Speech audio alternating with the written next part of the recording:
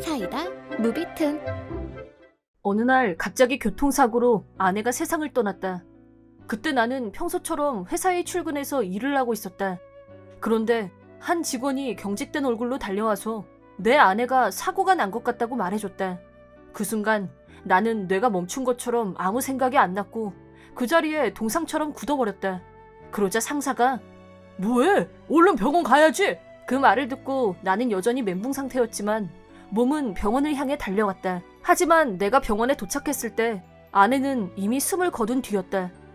병원에서 장인 장모님께도 연락을 했는지 두 분은 나보다 먼저 병원에 도착해 있었고 아내를 끌어안고 통곡을 하고 계셨다. 사실 그때 일은 기억이 잘 나질 않는다. 넋이 나간 내가 걱정이 됐는지 장모님이 위로를 하셨지만 무슨 말을 했는지 기억엔 없다. 그 정도로 나에겐 큰 충격이었다.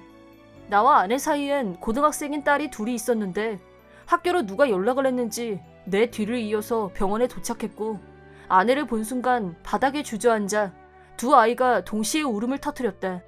그 모습을 본 순간 정신이 좀 돌아왔는지 이제부터 내가 아이들을 더 잘 챙겨야겠다는 생각이 들었고 아이들을 위로했다.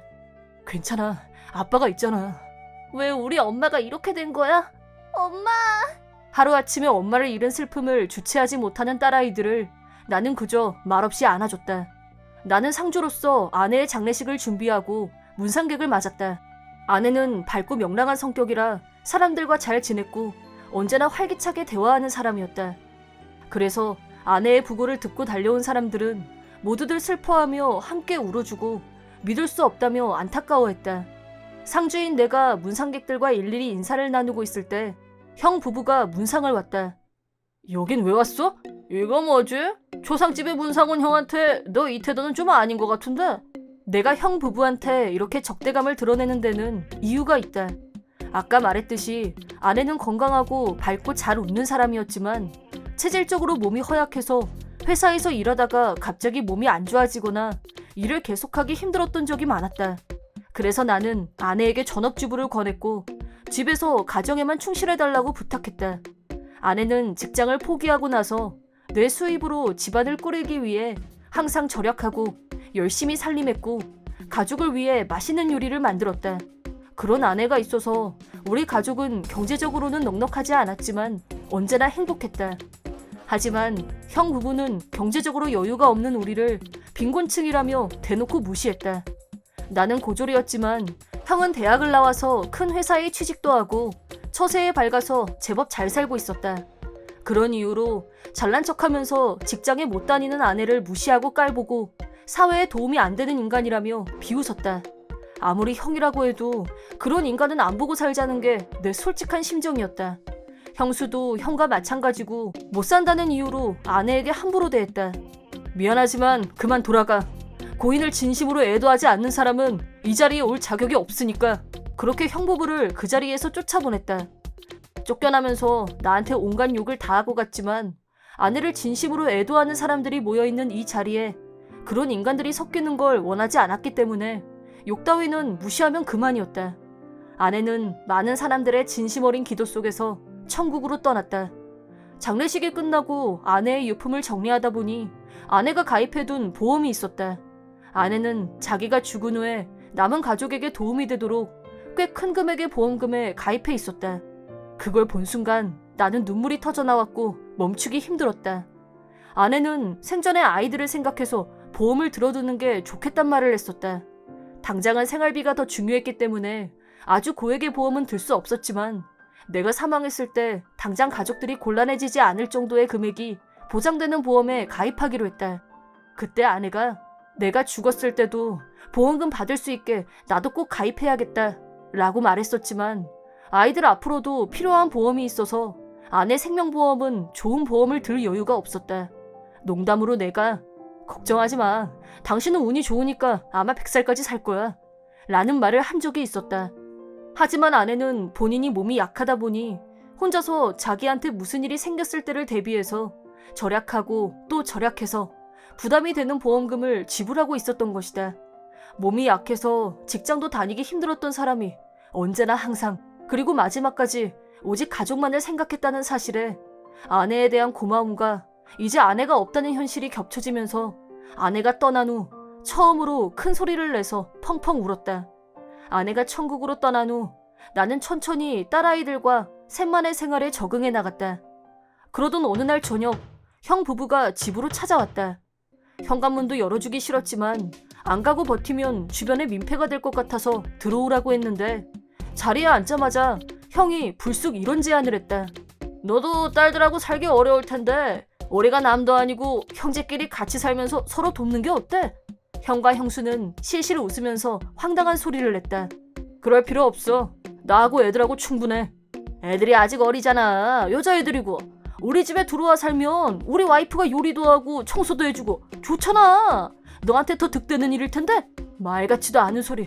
그딴 말에 내가 흔들릴 것 같아? 형수가 요리에 청소를 해준다고? 웃기지 말라고 해.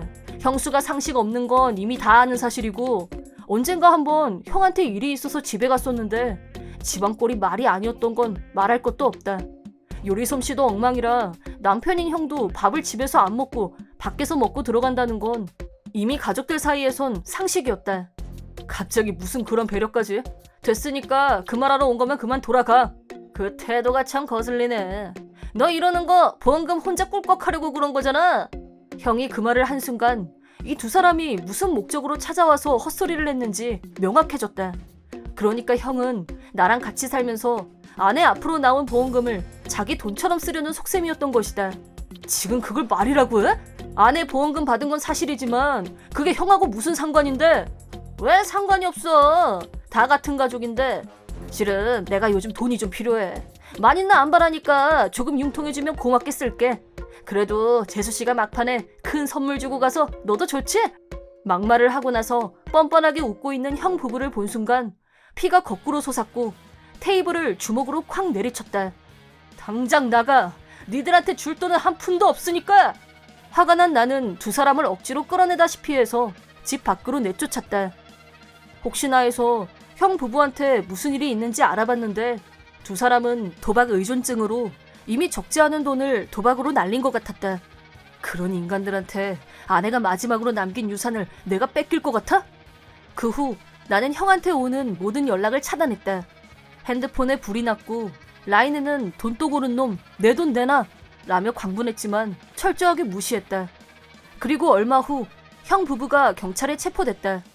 체포된 이유는 내가 돈 줄 생각을 안 하자 열이 받은 두 사람은 22살의 은둔형 외톨이인 자기네 친척 남자애와 아직 고등학생인 우리 큰딸을 결혼시키겠다는 엽기 계획을 세웠고 급기야 큰딸을 납치해서 구청에 끌고 가서 혼인신고서에 강제 사인을 받으려다가 구청 직원의 신고로 체포당했다. 살려달라는 큰딸아이의 전화를 받았을 때는 몸에서 피가 다 빠져나가는 기분이었지만 구청 직원의 기지 덕분에 위기를 벗어날 수 있어서 정말 다행이었다. 형이 경찰에 체포된 후 다니던 회사에도 이 사실이 알려져 그동안 쌓아올린 처세도 다 무너졌고 도박빚, 조카를 유괴한 이유 등 사건 내막이 자세히 알려지고 회사에서 해고됐다. 형수는 신상이 털리고 주민들한테 악녀라고 불렸다. 수입이 없어진 형 부부는 빚 때문에 집을 저당 잡히고 길거리로 나앉는 신세가 됐다. 경찰서로 딸아이를 데리러 갔을 때 형이 나를 보더니 네가 제때제때 돈을 줬으면 이 사달이 안 났잖아. 너 때문에 내 인생 다 망가졌어. 너 내 인생 돌려내! 돌려내! 라며 소리를 질렀다.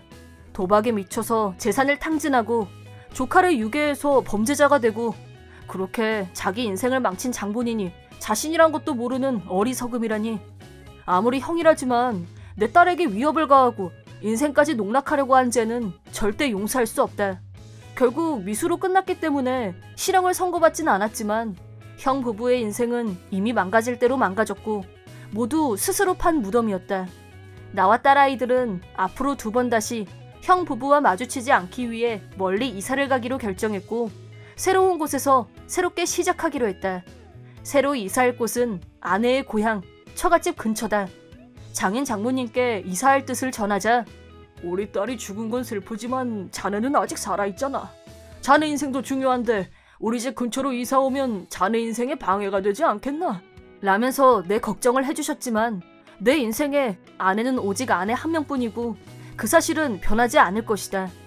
아내와 똑같이 밝고 명랑한 장모님과 아내와 똑 닮은 외모의 장인어른을 모시고 딸아이들을 훌륭하게 잘 키우고 싶다. 이번 영상은 어떠셨나요? 재밌게 보셨다면 구독, 좋아요에 댓글까지 달아주시면 감사하겠습니다. 그럼 다음 영상에서 만나요.